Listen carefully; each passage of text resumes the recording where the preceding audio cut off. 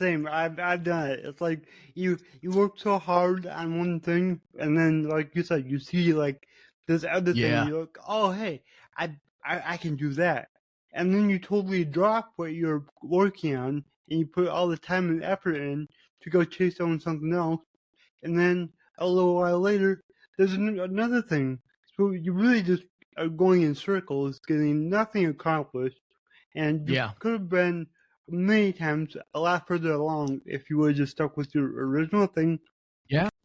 Hello, everyone. Welcome to the Infinite Abilities Podcast.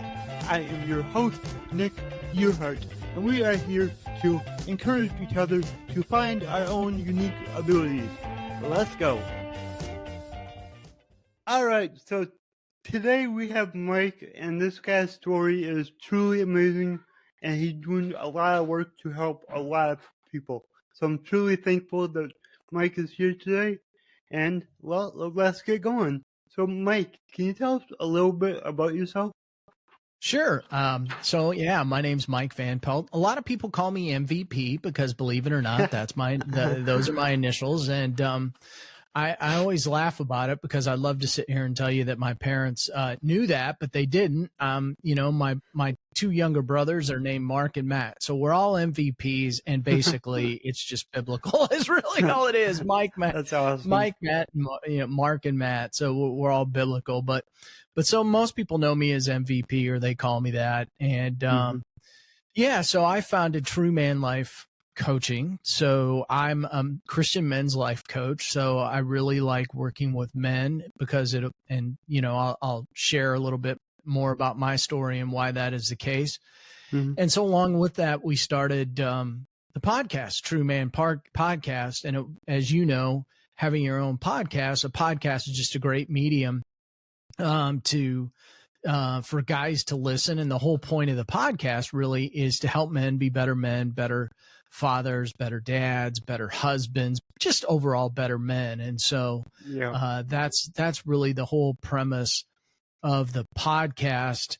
And of course, I like to play guinea pig on the podcast and talk about all the mistakes I made in order to get to where I'm at today. But the podcast has been a pretty amazing thing. And then of course, working on completing a book, True Man, True Ways, a roadmap of discovery to the masculine heart, where basically I talk about what I've learned about, really becoming successful and creating the right mindset in order to win in life. And, most of it's pretty basic, I got to say, but the reason that people find themselves in the predicament they're in a lot of the time is because they're not doing the basic things like goal setting, just something as simple as goal setting. But so that's the whole True Man brand thing is really where I've created my livelihood. And then I've got a wonderful little side company that is really no longer a side company, that is really coming to the forefront. And we're going to help people be able to build their own business there as well. So I'm looking for people that want to take back control of their life and learn great leadership skills and create wealth in their life. If you're bound by corporate America and they're sucking the life out of you, which they do. Yep, they do. And I got something for you. And no, it's not multi-level marketing, because I know everybody went in their head. They're like, MLM. No, it ain't. Yep. No. Great organization called Givers University, and we are going to really change the world and create a giving nation, which is lacking right now. But I got a lot going on, dude. Yeah, that's good. Hey, that's good. We as entrepreneurs, it's better the more stuff we have going on. I know that firsthand. It's like, if you have nothing to do, you're just wasting your life away. And you feel it too. You feel depressed and down, and like you don't have a reason to get up in the morning. 100%. Now I will say this, and I think this is important, Nick, if you don't mind me mentioning this. One of the things that's really I've taken out of my language is a lot of people say, well, like, I'm really busy.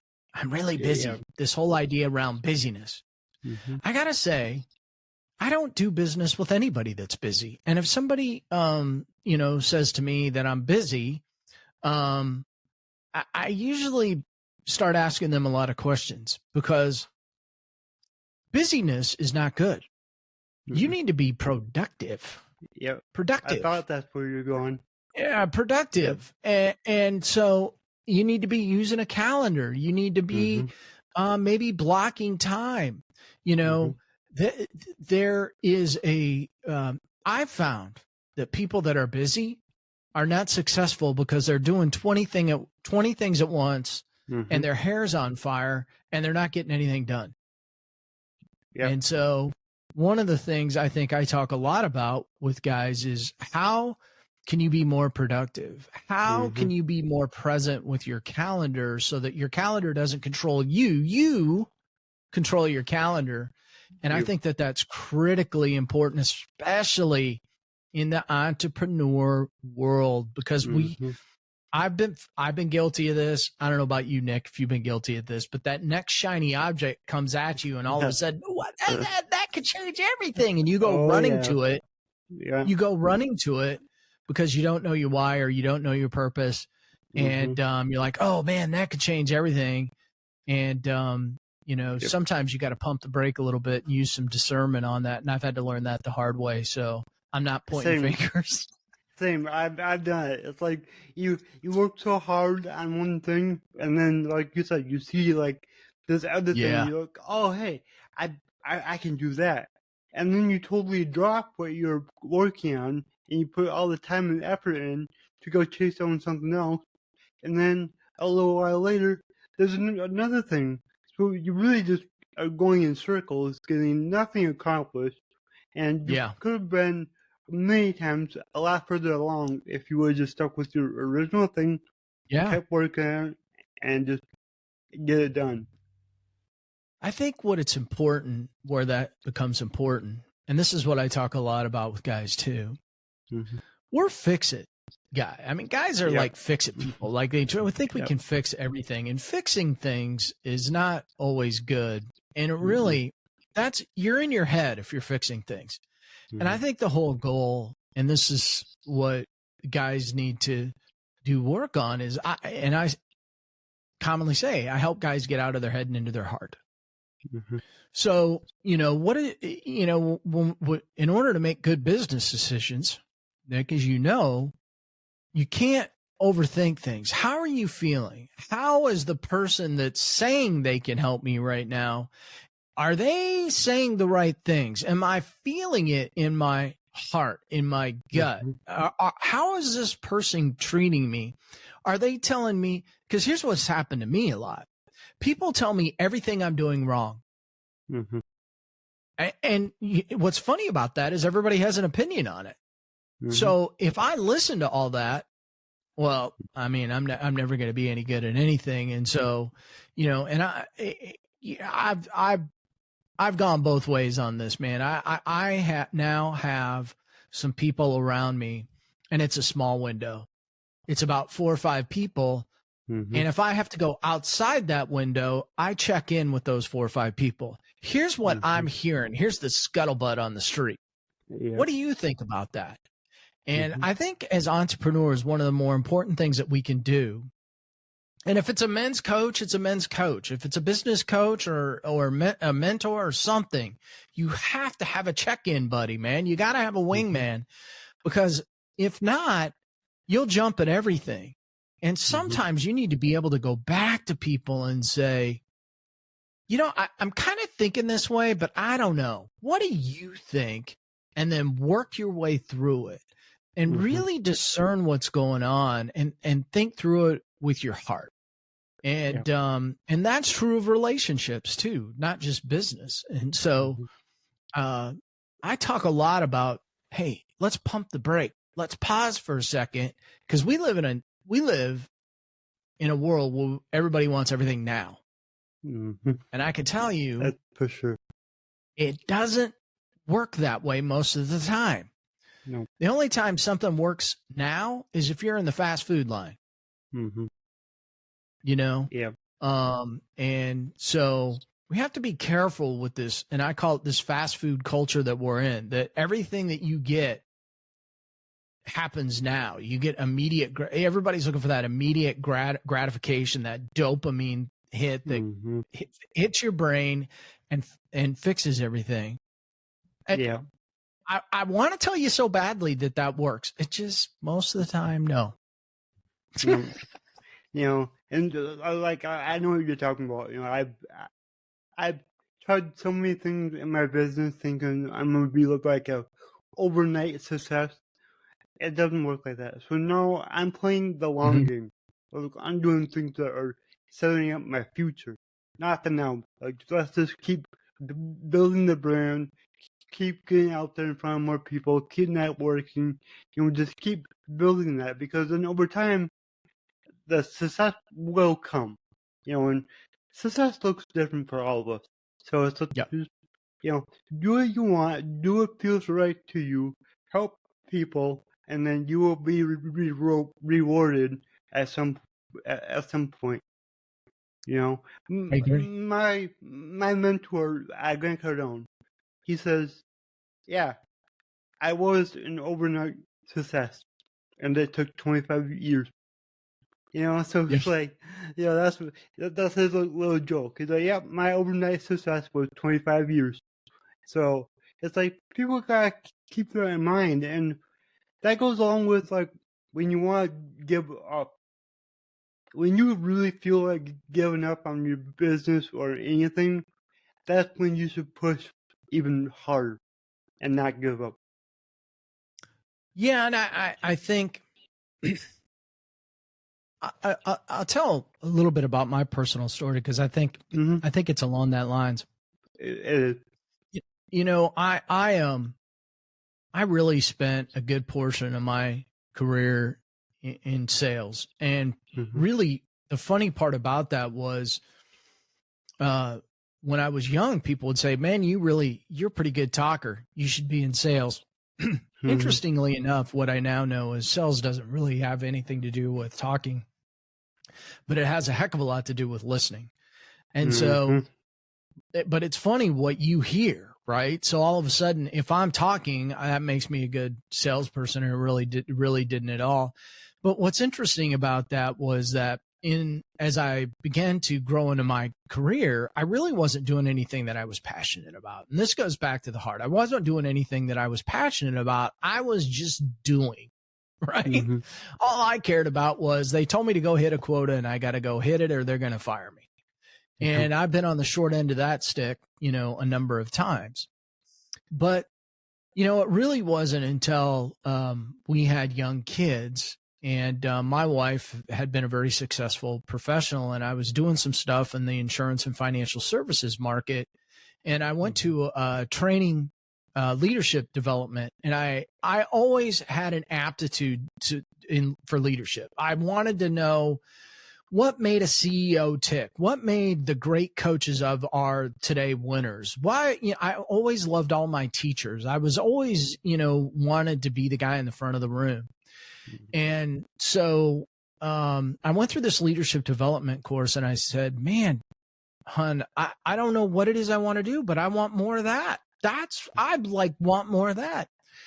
And and I was really unhappy with what I was doing. And she said, Mike, I'm okay. Why don't you be a stay-at-home dad and take care of the kids? We're fine. Our kids were really young at the time. You take care of the kids, figure out what you want to do. And I worked with a career coach. I'm really big on working with coaches. I drink my own Kool-Aid, so to speak. Yep. And I went back, and I realized that I was kind of a hypocrite. I was talking with my kids about how important school was going to be for them, and I hadn't completed mine. And I went back, I got my undergraduate degree. And during that time frame that I was stay-at-home dad and working on that, I was working with a lot of nonprofits, and I was getting heavily involved in my church. And I realized I loved it. I loved that grassroots effort of being boots on the ground and making an impact on people's lives in the nonprofit arena. And I thought, man, this is really where it's at for me. And I think I'd make a great executive director. So what do the executive directors have that I don't have? I need to figure that out. And I went back and I got my master's degree. I got a couple of certificates to help me in the nonprofit arena. And I went out, tried to find a job, and crickets, nothing. And people would say to me, we don't even know what to do with you. I mean, I went from not having enough to now all of a sudden I'm overly educated and and I mean, they had every excuse. The problem was when all that happened, I began to internalize the no's. And my attitude just kind of crumbled. I lost my identity because as men, we typically, a couple things happen. When you meet somebody, you want to know their name. And then you want to know what they do. And then you identify based on what they do, right? I mean, everybody does this. It's just natural human. And I remember being at a party with my wife and somebody came up to me and said, what do you do? And because people would hear me talking or they'd meet me or they'd see me in a nice suit and they'd think, well, this guy's successful, right?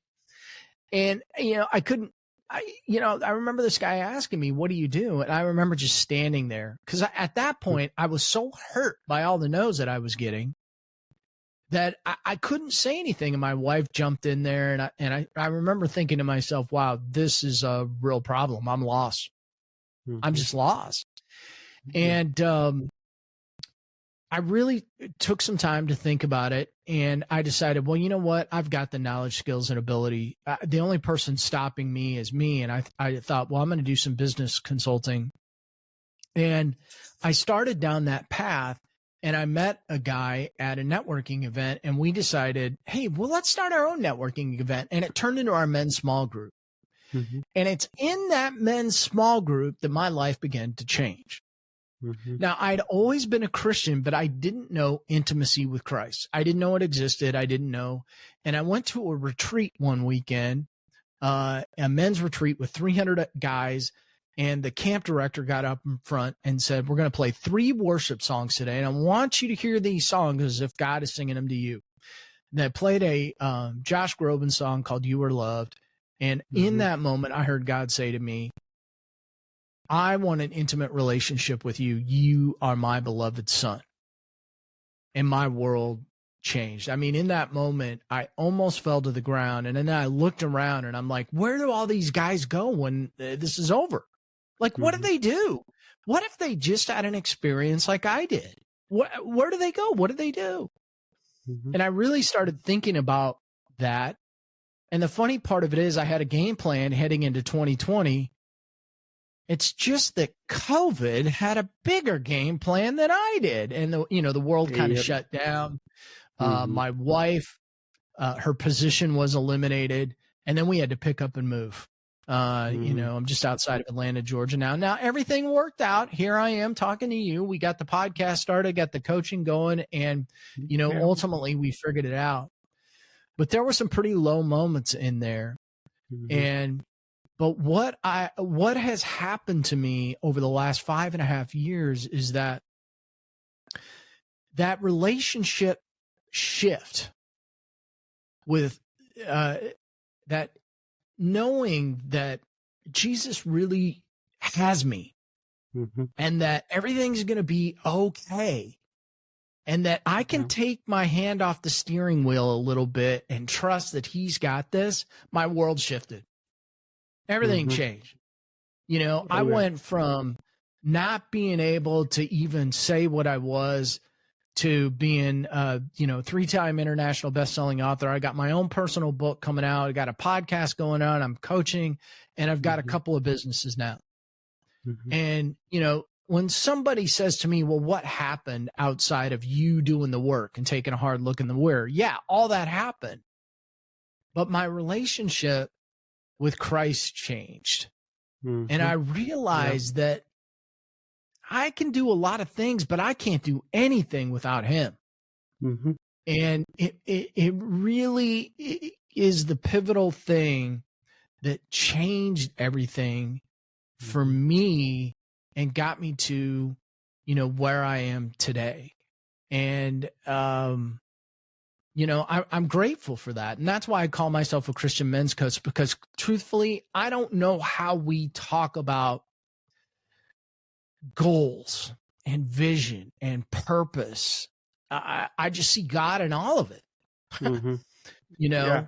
And so, that's just how I identify it. And it feels so good to be able to identify with that and to be able to walk other guys through that, many of which that I see are struggling with something similar, or, we have a lot in common. I'll just say. And I gotta say, I resonate with that so much, because for me, I grew up when I was a kid, I went to church. But then as I got older, I stopped going for a while until about, 2 years ago now. I started going again.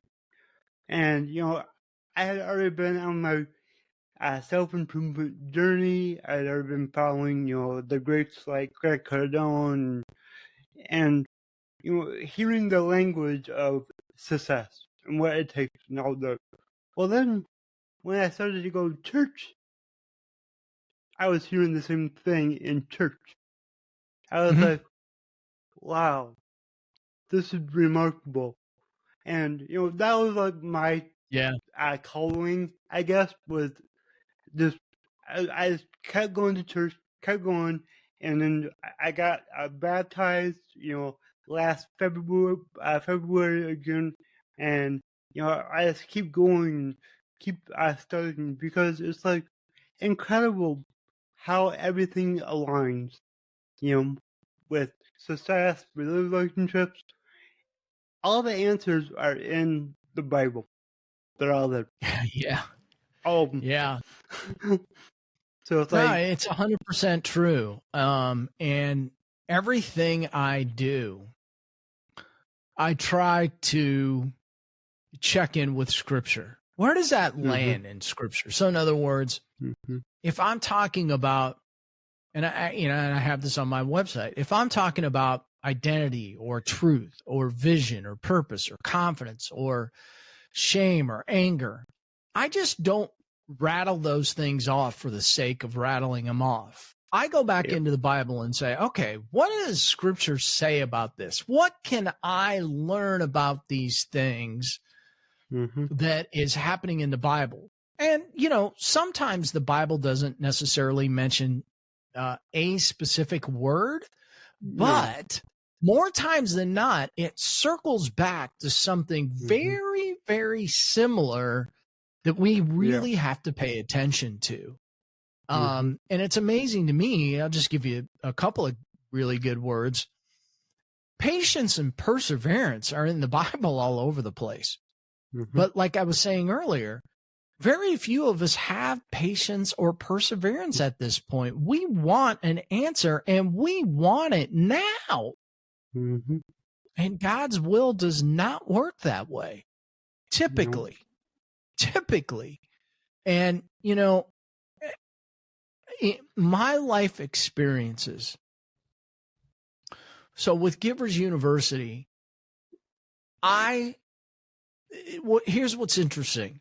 At the time we're recording this, I'm getting ready to go out of town. I'm going to be in front of 100 people this weekend. I know people will go, well, it's not 100,000.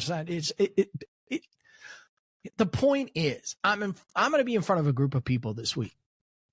From the time I was very young, I always saw myself on stage or being in front of people. I don't know. That was just a vision that was there.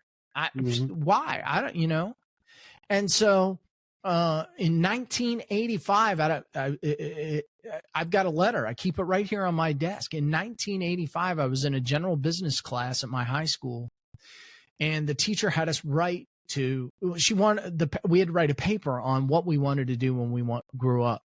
And I wrote to several college basketball coaches, and I said, what's it going to take? What do you have to do to be a college basketball coach? That's all I ever wanted to do. And when I went to college, I went to a Division I school, and I was a manager on the basketball team. I went to 3 NCAA tournaments, won 3 conference championships. I know what it takes. Now, I didn't graduate from there. I left there.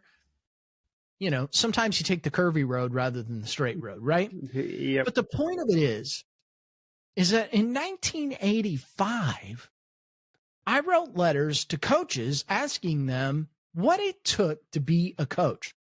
Now, any good college basketball coach will tell you, oh, yeah, we X and O. Yeah, we draw up plays. Yeah, I teach my guys defense. But what they really do is teach them about life. They talk to them about life. Now, what's funny is now I'm in a leadership position. I'm not only coaching, I'm in a leadership position. But the funny part of it is, to get to where I'm in now, I look back over my life and I'm like, holy cow. The good Lord was putting out little breadcrumbs along the way. Now I see the path. And there were times on that path where I cursed him. I was angry at him. I didn't understand. But I just kept doing the work. I just kept connecting with people. And when I took my hands off the wheel and said, man, I can't do this anymore. It's on you. You lead me. The minute I did that, now I'm like, I see the path. I see it. And that's just my story. But I talk to a lot of other people and I hear very similar stories. Same here. And so I like to think a lot of what I do is just mentor people, and help provide them the shortcut they're looking for. There is a straighter path. I've been on some curvy, windy roads. Me too. But if I can help somebody take a straighter road, man, that makes my day. Yep. Same here. That's why we do what we do. It's just to help guide people. And, as our coaches, it's like we don't have to know it all. We just need to be a couple steps ahead of our clients. We can learn with them. That's okay. And I don't know about you, but when I work with my clients, I learned a lot from them. So it just helps me even more. And it helps me help them more. It's really, really awesome. I agree. One of the collaborative books that I did, I got to write a chapter in, was a book called Cracking the Rich Code with Jim Britt. Kevin Harrington of Shark Tank does that book in collaborative effort. And I wrote a chapter on the power of asking for help, which really is also about asking questions in so many different ways. But one of the reasons I wrote that book was that chapter was when I was 6 years old, which it was 1976. So that was fairly unusual. I mean, nowadays kids go into glasses pretty young. They figure it out, it seems like. But back then, that was fairly unusual.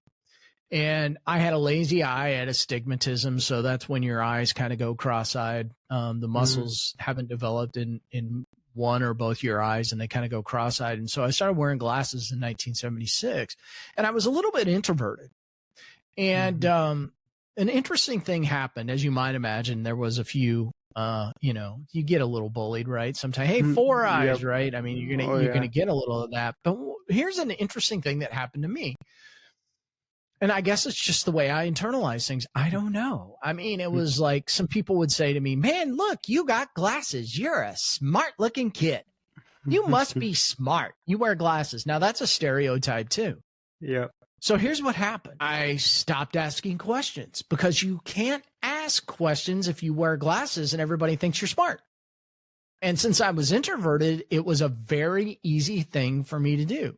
And ultimately, what happens when you're young and you start doing that, it becomes a habit. And that habit just follows you along. And so there were many, many years there, and I didn't realize this until I got into my adulthood, where I didn't need to ask questions. I was going to take the world on by myself. Mm-hmm. And when you don't ask questions, you fall behind. Mm-hmm. Questions come from a place of curiosity, and we should always be curious. I mean, that is a great place to be in. Mm-hmm. And so one of the things that I found is that it's a common thing for men to not ask questions because we wouldn't want to be found out that we didn't know the answer, right? That would be like, a shock to our masculine system, but what I think there is, I know there is that there's tremendous power in asking questions, tremendous power. Yep. And you can't be successful if you don't ask questions, not only of other people, but of yourself. Something as simple as, why do I get angry when X, Y, and Z happens? That's a good thing to explore. Yeah. Yep. And so there's tremendous power in asking people for help and asking questions. Help, and you probably, maybe you're the same. As a coach, I've had, and this is kind of over the years, I've had a podcast coach. I hired a podcast coach to help me. I've had a golf coach. I've had a spiritual coach. I've had a business coach. I've had coaches in other areas of my life. And I've got a doctor right now who I really consider my health coach. Over the last year, in fact, right on a year, as a matter of fact, I've lost 25 pounds.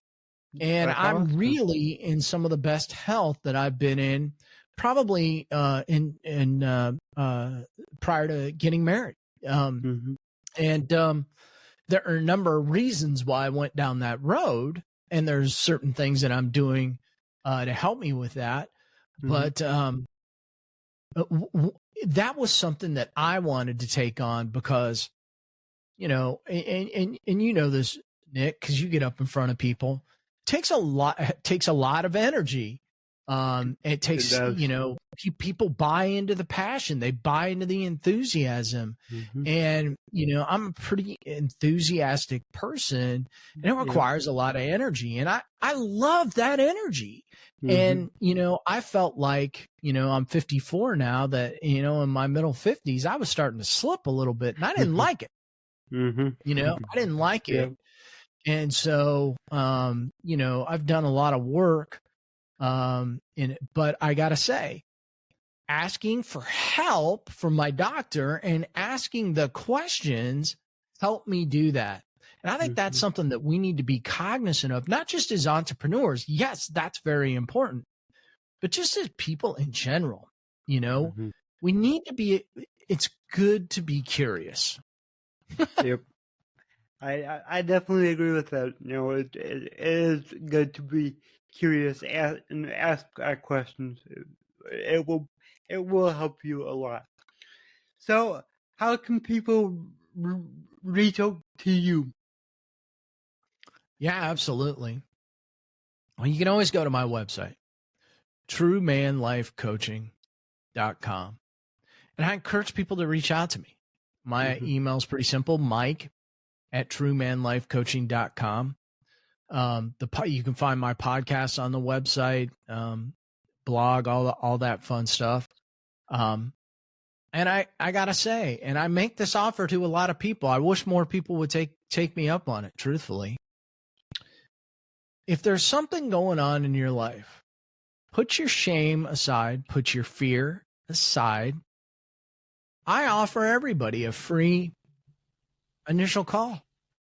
Just reach out to me.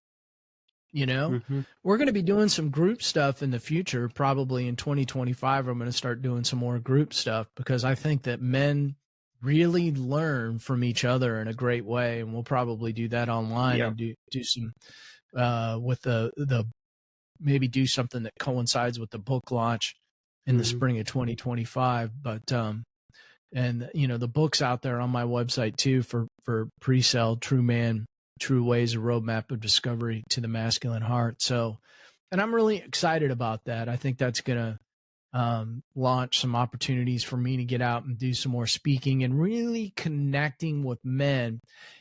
And here's the key to all this: starting the conversations. Mm-hmm. You know, all these little inch deep conversations you have, are they doing you any good? No. I mean, we could talk sports all day. I could talk sports all day. I'll talk your ear off about sports if you want to talk about sports. But if you really want to dig into the nitty gritty, you know, why are my relationships failing? Why don't I have a great relationship with my kids? Why don't I have a great relationship with my wife? Why don't I like me? You know, you know, those are the things that I like to dig into. And here's the thing. Here's the thing, Nick. A lot of us think that it's just our problem. And most people would be surprised to find out that somebody else has experienced something very, very similar. So you're not alone.